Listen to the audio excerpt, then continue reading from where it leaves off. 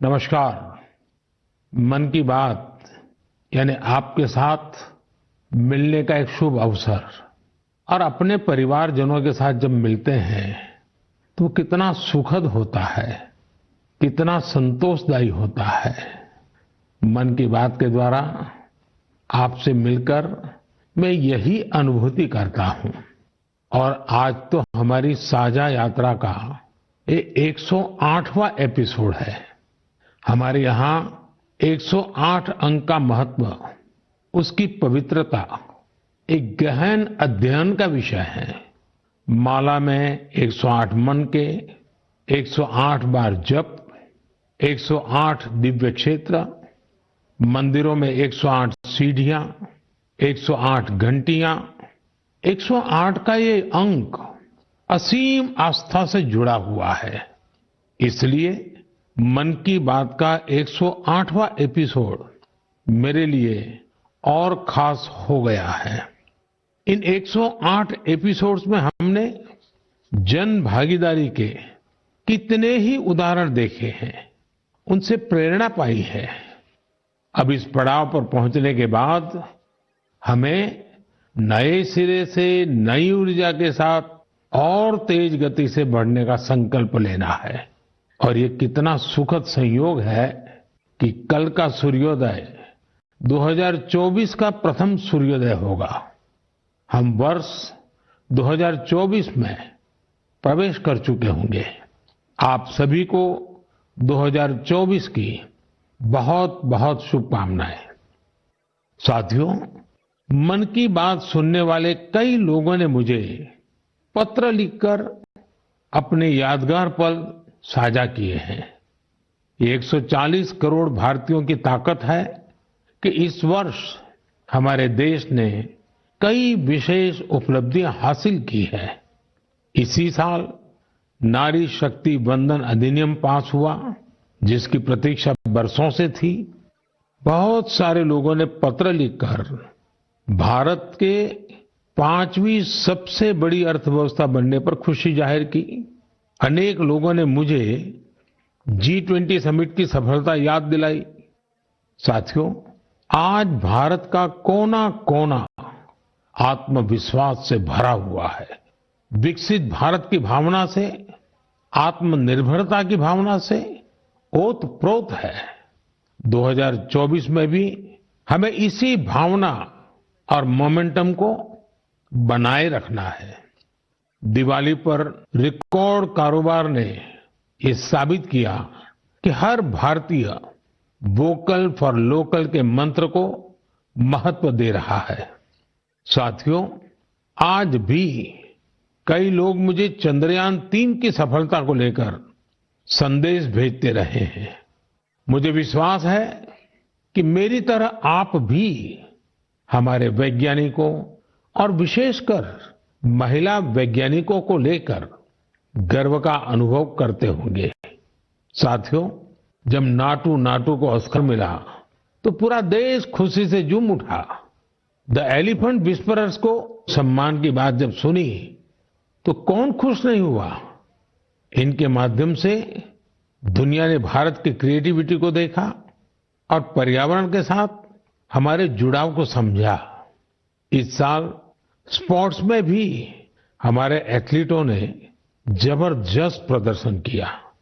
Asian games में हमारे खिलाड़ियों ने 107 और एशियन पैरा गेम्स में 111 मेडल जीते। क्रिकेट वर्ल्ड कप में भारतीय खिलाड़ियों ने अपने प्रदर्शन से सबका दिल जीत लिया। अंडर 19 T20 वर्ल्ड कप में हमारी महिला क्रिकेट टीम की जीत बहुत प्रेरित करने वाली है। कई खेलों में खिलाड़ियों की उपलब्धियों ने देश का नाम बढ़ाया। अब 2024 में पेरिस ओलंपिक का आयोजन होगा, जिसके लिए पूरा देश अपने खिलाड़ियों का हौसला बढ़ा रहा है। साथियों, जब भी हमने मिलकर प्रयास किया, हमारे देश की विकास यात्रा पर बहुत सकारात्मक प्रभाव हुआ। हमने आजादी का अमृत महोत्सव और मेरी माटी मेरा देश ऐसे सफल अभियान का अनुभव किया। इसमें करोड़ों लोगों की भागीदारी के हम सब साक्षी हैं। 70,000 अमृत सरोवरों का निर्माण भी हमारी सामूहिक उपलब्धि है। साथियों, मेरा ये विश्वास रहा है कि जो देश इनोवेशन को महत्व नहीं देता, उसका विकास रुक जाता है। भारत का इनोवेशन हब बनना इस बात का प्रतीक है कि हम रुकने वाले नहीं हैं। 2015 में हम ग्लोबल इनोवेशन इंडेक्स में 81वें रैंक पर थे। आज हमारी रैंक 40 है। इस वर्ष भारत में फाइल होने वाले पेटेंट की संख्या ज्यादा रही, जिनमें करीब 60% डोमेस्टिक फर्म्स के थे।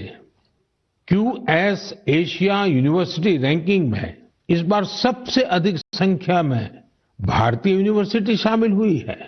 अगर इन उपलब्धियों की लिस्ट बनाना शुरू करें तो ये कभी पूरी ही नहीं होगी। ये तो सिर्फ एक झलक है। भारत का सामर्थ्य कितना प्रभावी है। हमें देश की इन सफलताओं से, देश के लोगों की इन उपलब्धियों से प्रेरणा लेनी है, गर्व करना है, नए संकल्प लेने हैं। मैं एक बार फिर आप सबको 2024 की शुभकामनाएं देता हूं।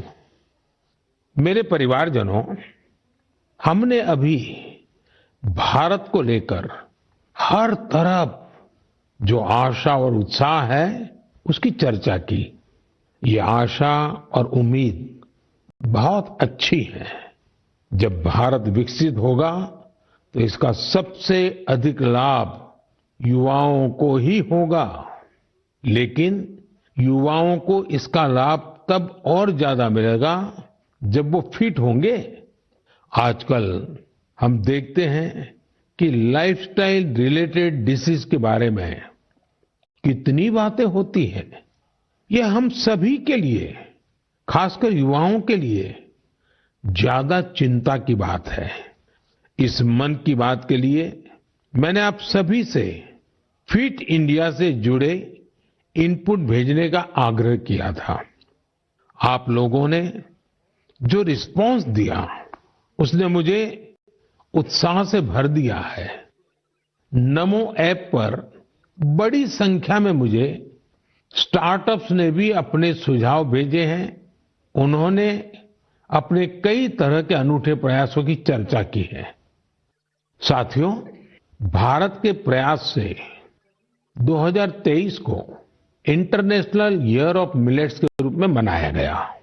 इससे इस क्षेत्र में काम करने वाले स्टार्टअप्स को बहुत सारे अवसर मिले।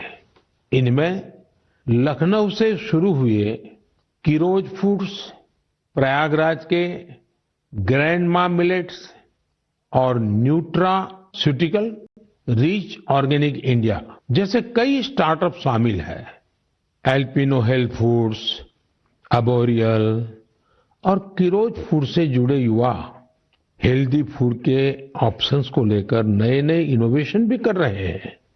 बेंगलुरु के अनबॉक्स हेल्थ से जुड़े युवाओं ने ये भी बताया है कि कैसे वे लोगों को उनकी पसंदीदा डाइट चुनने में मदद कर रहे हैं। फिजिकल हेल्थ को लेकर दिलचस्पी जिस तरह से बढ़ रही है, उससे इस क्षेत्र से जुड़े कोचेस और ट्रेनर्स की डिमांड भी बढ़ रही है।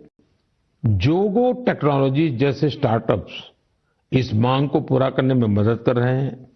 साथियों, आज फिजिकल हेल्थ और वेलबींग की चर्चा तो खूब होती है, लेकिन इससे जुड़ा एक और बड़ा पहलू है मेंटल हेल्थ का।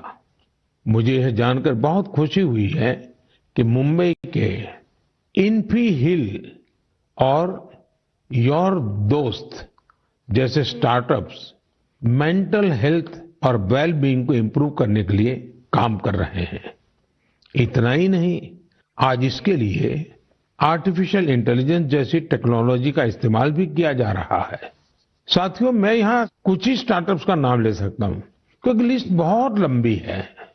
मैं आप सभी से आग्रह करूंगा कि फिट इंडिया के सपने को साकार करने की दिशा में इनोवेटिव हेल्थ केयर स्टार्टअप्स के बारे में मुझे जरूर लिखते रहें।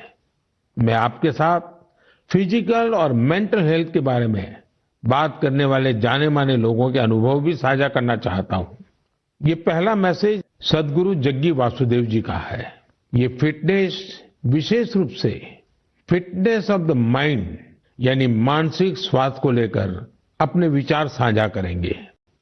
इस मन की बात में मन के स्वास्थ्य पर बात करना हमारा सौभाग्य है।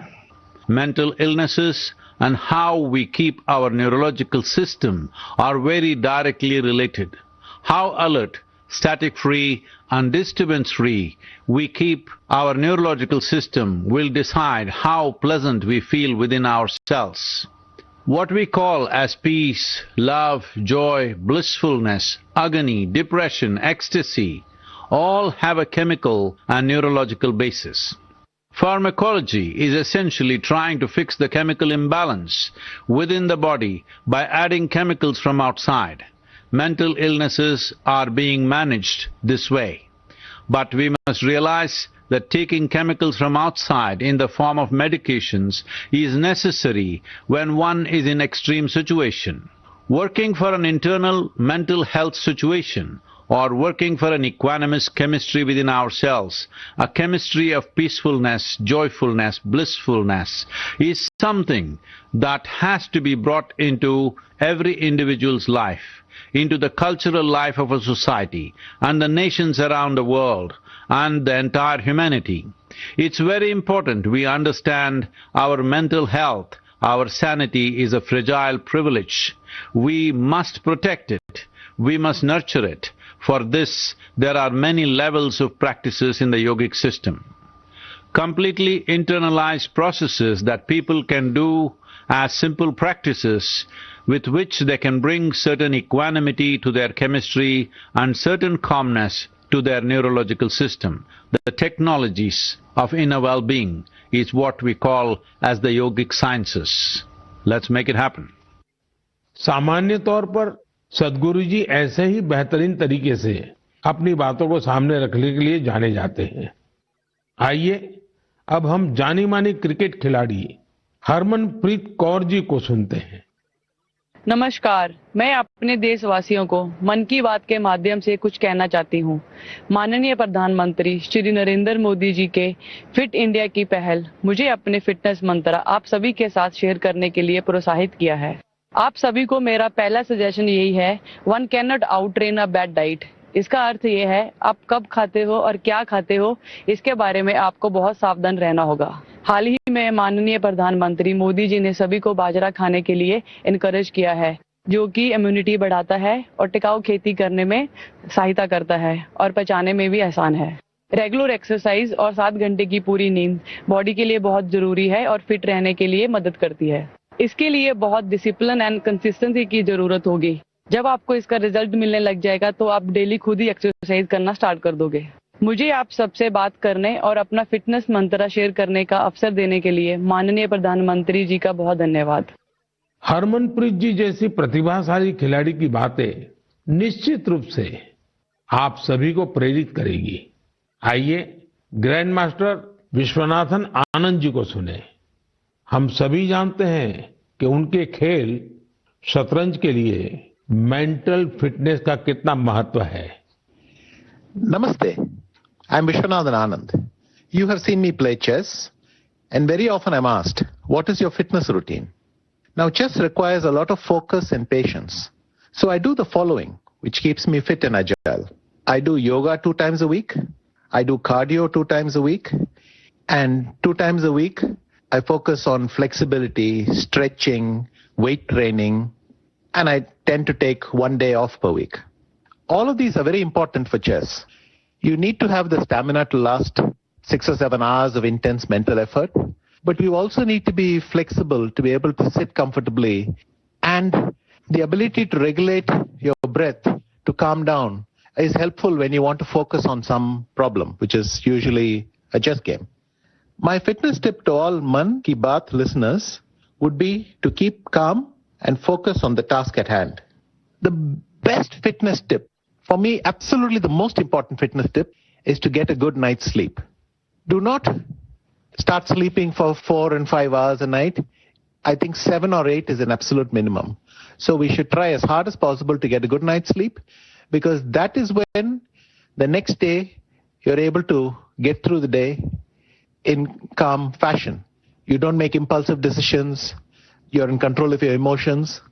For me, sleep is the most important fitness tip. आइए अब अक्षय कुमार जी को सुनते हैं। नमस्कार, मैं हूं अक्षय कुमार। सबसे पहले तो मैं हमारे आदरणीय प्रधानमंत्री जी का बहुत शुक्रिया करता हूं कि उनके मन की बात में मुझे भी अपने मन की बात आपको कह पाने का एक छोटा सा मौका मिला।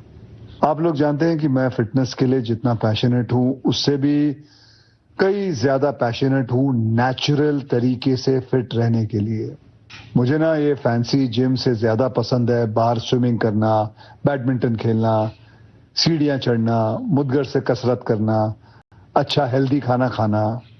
जैसे मेरा ये मानना है कि शुद्ध घी अगर सही मात्रा में खाया जाए तो हमें फायदा करता है, लेकिन मैं देखता हूं कि बहुत से यंग लड़के लड़कियां इस वजह से घी नहीं खाते कि कहीं वो मोटे ना हो जाए। बहुत जरूरी है कि हम ये समझे कि क्या हमारी फिटनेस के लिए अच्छा है और क्या बुरा है।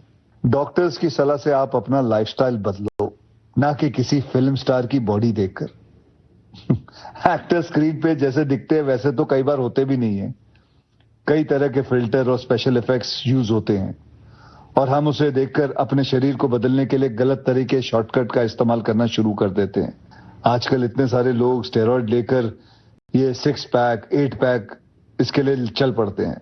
यार, ऐसे शॉर्टकट से बॉडी ऊपर से फूल जाती है लेकिन अंदर से खोखली रह जाती है। आप लोग याद रखिएगा कि shortcut can cut your life short. आपको शॉर्टकट नहीं, लॉन्ग लास्टिंग फिटनेस चाहिए। दोस्तों, फिटनेस एक तरह की तपस्या है, इंस्टेंट कॉफी या 2 मिनट का नूडल नहीं है। इस नए साल में अपने आप से वादा करो, नो केमिकल्स, नो शॉर्टकट, कसरत, योग, अच्छा खाना, वक्त पे सोना, थोड़ा मेडिटेशन और सबसे जरूरी, जैसे आप दिखते हो ना, उसे खुशी से एक्सेप्ट करो। आज के बाद फिल्टर वाली लाइफ नहीं, फिटर वाली लाइफ जियो। Take care. जय महाकाल। इस सेक्टर में कई और स्टार्टअप्स हैं, इसलिए मैंने सोचा कि एक युवा स्टार्टअप फाउंडर से भी चर्चा की जाए जो इस क्षेत्र में बेहतरीन काम कर रहे हैं। नमस्कार, मेरा नाम ऋषभ मल्होत्रा है और मैं बैंगलोर का रहने वाला हूं। मुझे ये जानकर बेहद खुशी हुई कि मन की बात में फिटनेस पर चर्चा हो रही है। मैं खुद फिटनेस की दुनिया से बिलोंग करता हूं और बैंगलोर में हमारा एक स्टार्टअप है जिसका नाम है तगड़ा रहो। हमारा स्टार्टअप भारत के पारंपरिक व्यायाम को आगे लाने के लिए बनाया गया है। भारत के पारंपरिक व्यायाम में एक बहुत ही अद्भुत व्यायाम है जो है गदा व्यायाम, और हमारा पूरा फोकस गदा और मुग्दर व्यायाम पर ही है। लोगों को जानकर आश्चर्य होता है कि आप गदा से सारी ट्रेनिंग कैसे कर लेते हैं। मैं ये बताना चाहूंगा कि गदा व्यायाम हजारों साल पुराना व्यायाम है और ये हजारों सालों से भारत में चलता आ रहा है। आपने इसे छोटे बड़े अखाड़ों में देखा होगा और हमारे स्टार्टअप के माध्यम से हम इसे एक आधुनिक फॉर्म में वापस लेके आए हैं। हमें पूरे देश से बहुत प्यार मिला है, बहुत अच्छा रिस्पांस मिला है। मन की बात के माध्यम से मैं ये बताना चाहूंगा कि इसके अलावा भी भारत में बहुत से ऐसे प्राचीन व्यायाम हैं, हेल्थ और फिटनेस से रिलेटेड विधि है जो हमें अपनानी चाहिए और दुनिया में आगे भी सिखानी चाहिए। मैं फिटनेस की दुनिया से हूं तो आपको एक पर्सनल टिप देना चाहूंगा। गदा व्यायाम से आप अपना बल, अपनी ताकत, अपना पोस्चर और अपनी ब्रीदिंग को भी ठीक कर सकते हैं। तो गदा व्यायाम को अपनाएं और इसे आगे बढ़ाएं। जय हिंद। साथियों, हर किसी ने अपने विचार रखे हैं, लेकिन सबका एक ही मंत्र है, हेल्दी रहें, फिट रहें। 2024 की शुरुआत करने के लिए आपके पास अपनी फिटनेस से बड़ा संकल्प और क्या होगा। मेरे परिवारजनों, कुछ दिन पहले काशी में एक एक्सपेरिमेंट हुआ था जिसे मैं मन की बात के श्रोताओं को जरूर बताना चाहता हूं। आप जानते हैं कि काशी तमिल संगमम में हिस्सा लेने के लिए हजारों लोग तमिलनाडु से काशी पहुंचे थे। वहां मैंने उन लोगों से संवाद के लिए artificial intelligence AI tool Bhashini का सार्वजनिक रूप से पहली बार उपयोग किया। मैं मंच से हिंदी में संबोधन कर रहा था, लेकिन एआई टूल भाषिणी की वजह से वहां मौजूद तमिलनाडु के लोगों को मेरा वही संबोधन उसी समय तमिल भाषा में सुनाई दे रहा था। काशी तमिल संगमम में आए लोग इस प्रयोग से बहुत उत्साहित दिखे। वो दिन दूर नहीं जब किसी एक भाषा में संबोधन हुआ करेगा और जनता रियल टाइम में उसी भाषण को अपनी भाषा में सुना करेगी। ऐसा ही फिल्मों के साथ भी होगा। जब जनता सिनेमा हॉल में एआई की मदद से रियल टाइम ट्रांसलेशन सुना करेगी, आप अंदाजा लगा सकते हैं कि जब ये टेक्नोलॉजी हमारे स्कूलों, हमारे अस्पतालों, हमारी अदालतों में व्यापक रूप से इस्तेमाल होने लगेगी तो कितना बड़ा परिवर्तन आएगा। मैं आज की युवा पीढ़ी से आग्रह करूंगा कि रियल टाइम ट्रांसलेशन से जुड़े एआई टूल्स को और एक्सप्लोर करें, उन्हें 100% फुल प्रूफ बनाएं। साथियों, बदलते हुए समय में हमें अपनी भाषाएं बचानी भी हैं और उनका संवर्धन भी करना है। अब मैं आपको झारखंड के एक आदिवासी गांव के बारे में बताना चाहता हूं। इस गांव ने अपने बच्चों को मातृभाषा में शिक्षा देने के लिए एक अनूठी पहल की है। मंगलो गांव में बच्चों को कुडुख भाषा में शिक्षा दी जा रही है। इस स्कूल का नाम है कार्तिक उरांव आदिवासी कुडुख स्कूल। इस स्कूल में 300 आदिवासी बच्चे पढ़ते हैं। कुडुख भाषा उरांव आदिवासी समुदाय की मातृभाषा है। कुडुख भाषा की अपनी लिपि भी है, जिसे तोलंग सिकी नाम से जाना जाता है।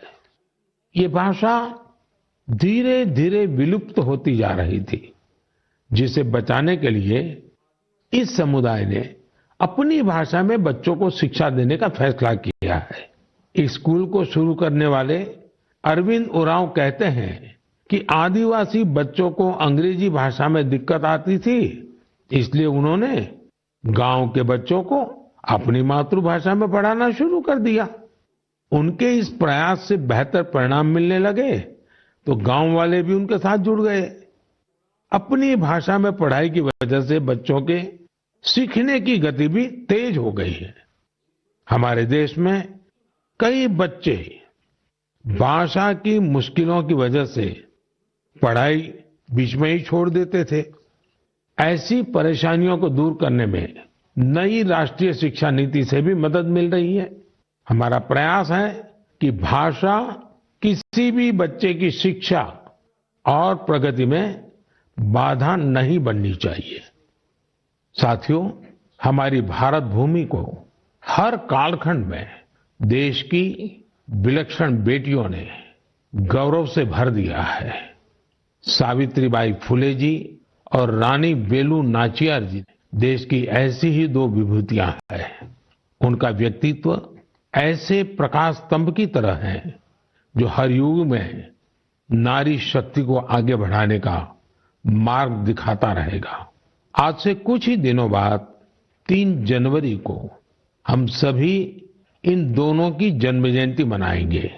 सावित्रीबाई फुले जी का नाम आते ही सबसे पहले शिक्षा और समाज सुधार के क्षेत्र में उनका योगदान हमारे सामने आता है।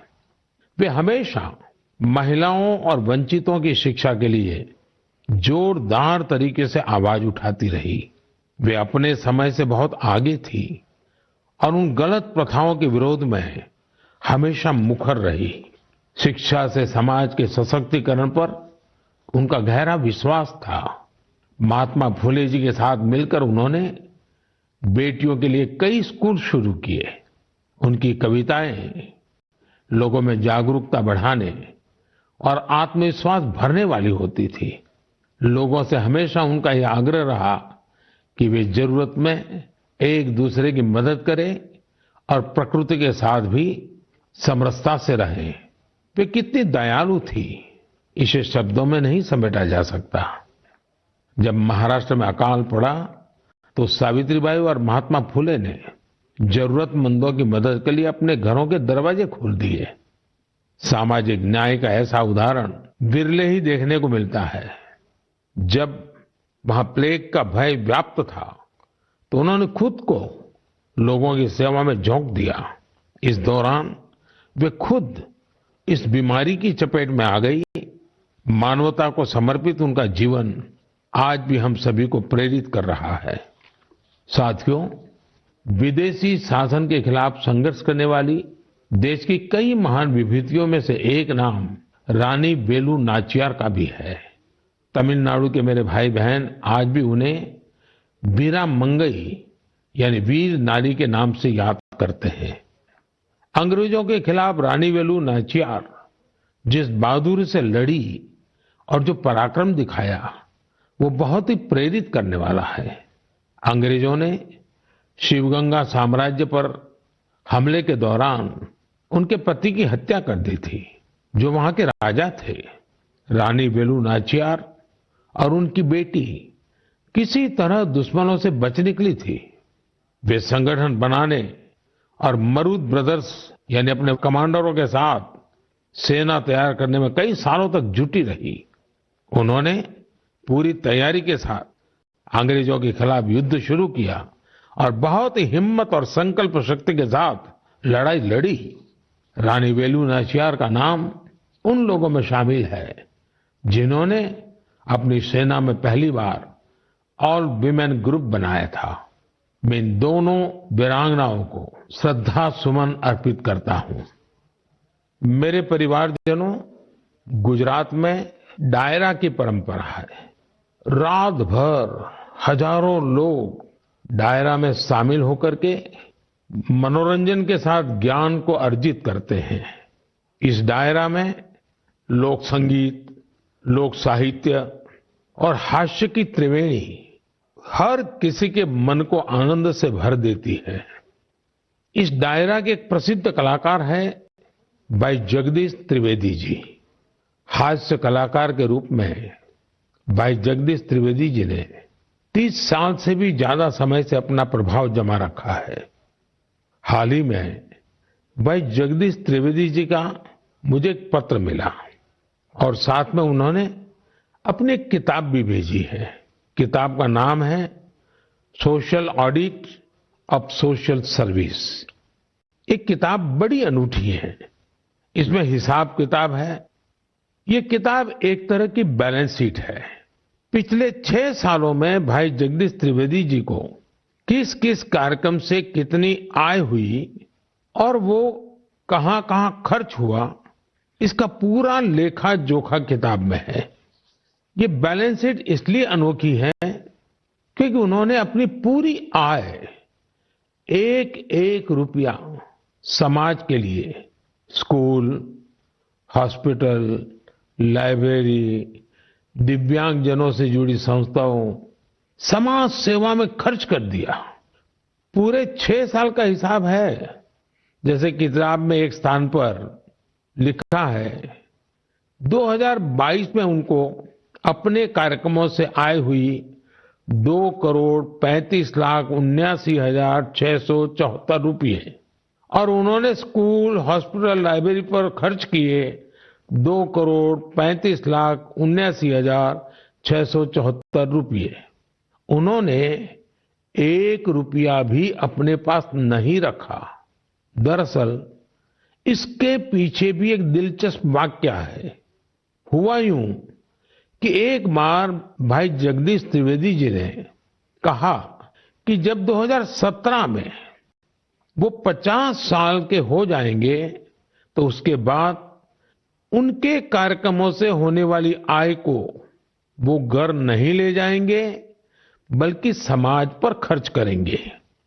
2017 के बाद से अब तक वो लगभग 8.25 करोड़ रुपए अलग अलग सामाजिक कार्यों पर खर्च कर चुके हैं। एक हास्य कलाकार अपनी बातों से हर किसी को हंसने के लिए मजबूर कर देता है, लेकिन वो भीतर कितनी संवेदनाओं को जीता है, ये भाई जगदीश त्रिवेदी जी के जीवन से पता चलता है। आपको ये जानकर हैरानी होगी कि उनके पास पीएचडी की 3 डिग्रियां भी हैं। वो 75 किताबें लिख चुके हैं, जिनमें से कई पुस्तकों को सम्मान भी मिला है। उन्हें सामाजिक कार्यों के लिए भी कई पुरस्कारों से सम्मानित किया जा चुका है। मैं भाई जगदीश त्रिवेदी जी को उनके सामाजिक कार्यों के लिए बहुत बहुत शुभकामनाएं देता हूं। मेरे परिवारजनों, अयोध्या में राम मंदिर को लेकर पूरे देश में उत्साह है, उमंग है। लोग अपनी भावनाओं को अलग अलग तरह से व्यक्त कर रहे हैं। आपने देखा होगा, बीते कुछ दिनों में श्री राम और अयोध्या को लेकर कई सारे नए गीत, नए भजन बनाए गए हैं। बहुत से लोग नई कविताएं भी लिख रहे हैं। इसमें बड़े बड़े अनुभवी कलाकार भी हैं, तो नए उभरते युवा साथियों ने भी मन को मोह लेने वाले भजनों की रचना की है। कुछ गीतों और भजनों को तो मैंने भी अपने सोशल मीडिया पर शेयर किया है। ऐसा लगता है कि कला जगत अपनी अनूठी शैली में इस ऐतिहासिक क्षण का सहभागी बन रहा है। मेरे मन में एक बात आ रही है कि क्या हम सभी लोग ऐसी सारी रचनाओं को एक कॉमन हैशटैग के साथ शेयर करें। मेरा आपसे अनुरोध है कि हैशटैग श्री राम भजन के साथ आप अपनी रचनाओं को सोशल मीडिया पर शेयर करें।